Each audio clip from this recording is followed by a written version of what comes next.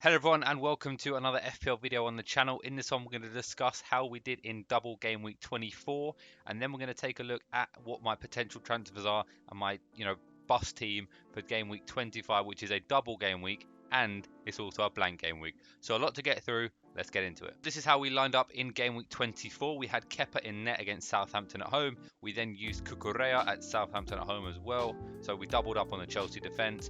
Shaw at home to Leicester. Trippier at home to Liverpool. Martinelli and Odegaard both had Aston Villa. Then we had De Bruyne versus Nottingham Forest. We ended up sticking with Marcus Rashford at home to Leicester. Then Nketiah had Aston Villa, Haaland had Nottingham Forest, and Kane had West Ham.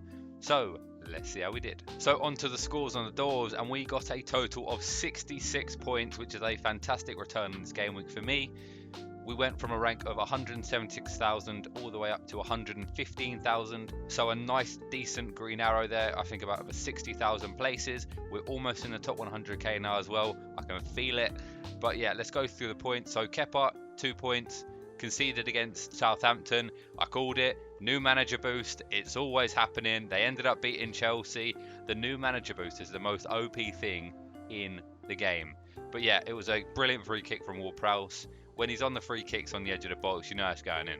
Cucurella didn't play, so Bueno ended up coming in. He was first on my bench. So yeah, 2 points for Hugo Bueno, who did start. Trippier walked away with 1 point. So yeah, another clean sheet loss for them. I didn't think they would keep the clean sheet. I just didn't make any transfers, and I didn't want to start anyone above him. Luke Shaw walks away with a clean sheet. You could say it was a fortunate one. Leicester did have, a few chances. De Gea made some absolutely wonder saves. But nonetheless, Luke Shaw, clean sheet, brilliant. On to midfield now, and De Bruyne got a 2-pointer. They drew against Nottingham Forest. They created a lot of chances.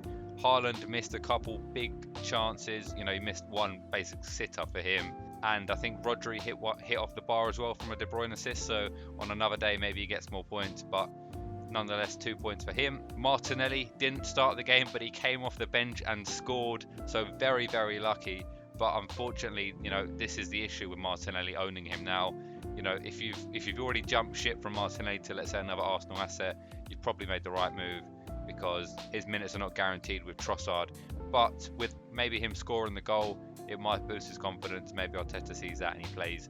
Then Odegaard walks over an 8-pointer, got an assist and walked away with some bonus points as well. So an 8-point return for him is very nice. On to the attack. Pretty low scores around. We got 2 points from Nketiah, we got 2 points from Erling Haaland, and we got 5 points from Harry Kane, who did get an assist against West Ham. So 66 points overall, and that is thanks to the main man, Marcus Rashford. 30 points for him. Obviously, I captained him over Erling Haaland. Haaland got 2 points. Rashford got 15 overall. A brace for him. Back in the form. That's what I kept saying.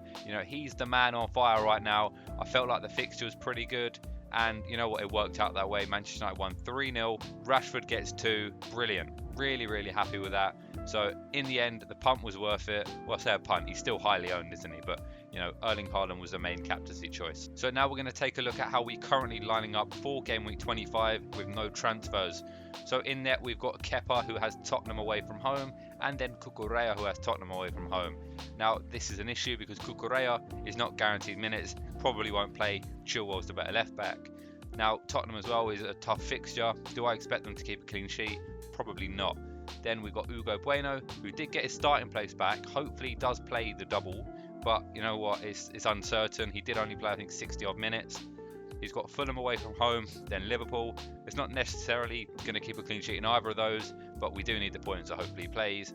Trippier doesn't have a fixture, so that's an issue, of course. Onto the midfield, and we've got Andreas into the side now for Marcus Rashford. Rashford doesn't have a fixture, so Andreas comes in who has Wolves. De Bruyne has Bournemouth away from home. It says Forest there, my mistake. But yeah, De Bruyne has Bournemouth, but I'm probably going to take De Bruyne out for Salah, but we'll get into that later on. Martinelli and Odegaard both have double game weeks. Leicester and Everton. Currently, Odegaard is the captaincy, but that's probably going to change if I make transfers. On to the attack now, and we've got Harry Kane, who plays Chelsea at home. Harry Kane can score against anyone, but it is a tougher fixture for them. Erling Haaland has Bournemouth away from home. Decent fixture, but they did just struggle against Nottingham Forest.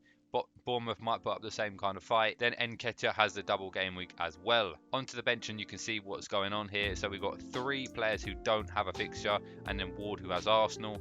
So yeah, we've got 4 players who don't have any fixtures in this game week, which is a bit of an issue. We do have 2 free transfers to sort it out though, and we'll get into that right now. So I've got a few transfer plans. Let's have a look at them. So the first one is Botman to Tarkowski, and then Shaw to Robertson. Now this was be free. You know, it wouldn't cost me anything. It's 2 free transfers. Tarkowski has a double game week, and so does Robertson. Tarkowski seems to be a good aerial threat for Everton. They seem to aim for him when they're on the corners. And defensively, you know, they're a bit more solid now under Sean Dyche. Liverpool seem to be on a bit of a revival of form. And, you know, Robertson, he can be a good attacking outlet, has a good assist potential, so he is an option. On to another 2 free transfers, and that is a De Bruyne to Salah, and then Shaw to Van Dijk. So again, maximising the potential for the double game weeks in Liverpool. So De Bruyne does have a fixture, but of course Salah doubles, so it's whether you want to, you know, take the risk and maximise the doubles.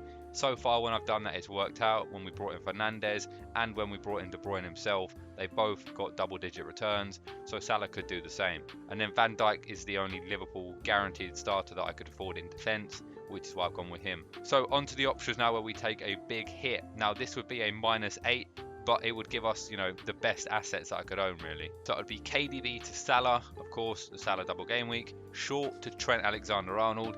Trent is someone that I want to get back in. Liverpool seem to be better defensively at the moment. You know, they seem on a bit of a revival. Trent got an assist in the last game, and it was a wonderful assist it was to Darwin Núñez. You know, he's always got that assist potential. He's on some free kicks as well, on corners.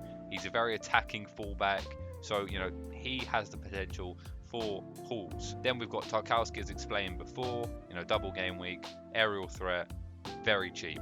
Then the other one is Kilman for Cucurella, or Cucurella to Kilman. That would be to fund the moves. Kilman's 4.4 million.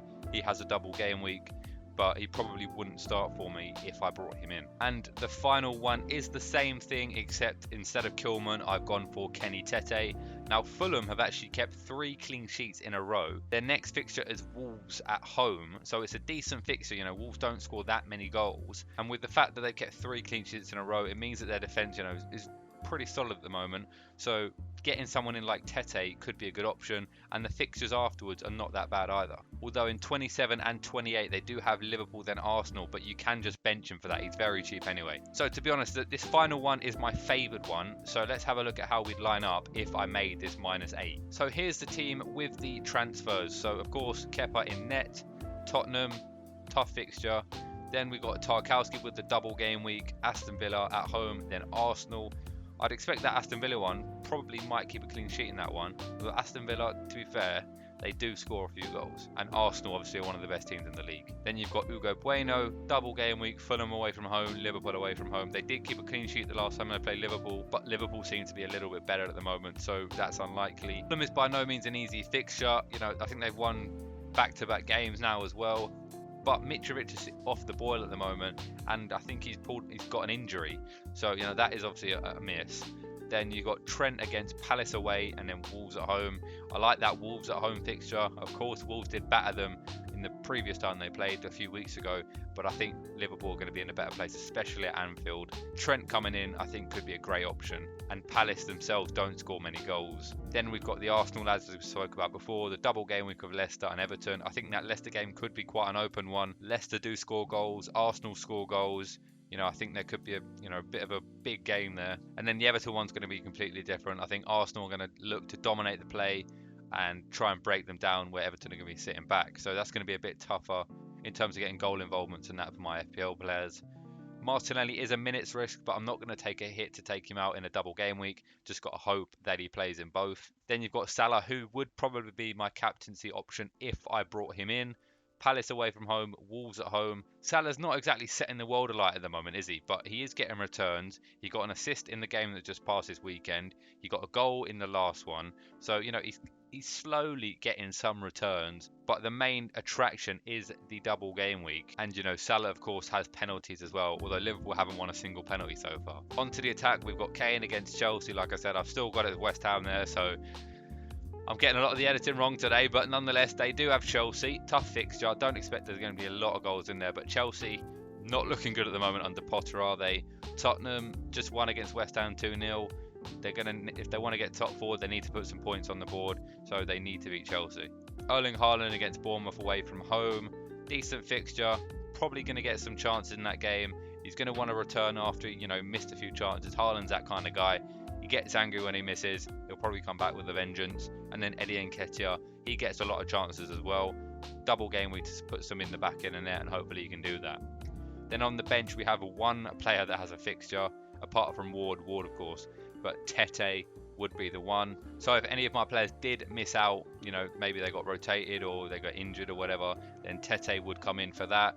So it's nice to have that potential backup, because of course rotation is ripe at the moment with all the UCL fixtures and the fixture congestion with all the cups and stuff that are going on at the moment. So this is how we're going to potentially line up for double game week 25. I think the team looks pretty good. It would take me a -8 to get to this point, but you know what, I think we like taking risks. The higher the risk, the higher the reward. So if we take a big risk, we could plummet, or we could skyrocket up into that top 100k, which is the aim.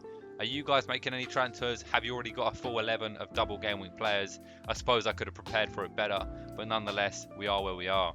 So thank you guys so much for watching. If you did enjoy, please feel free to drop a like and subscribe. We're on the road to 500 subscribers, so any subscription will be truly appreciated. But nonetheless, thank you guys so much for watching, and I'll catch you all next time. Cheers, guys.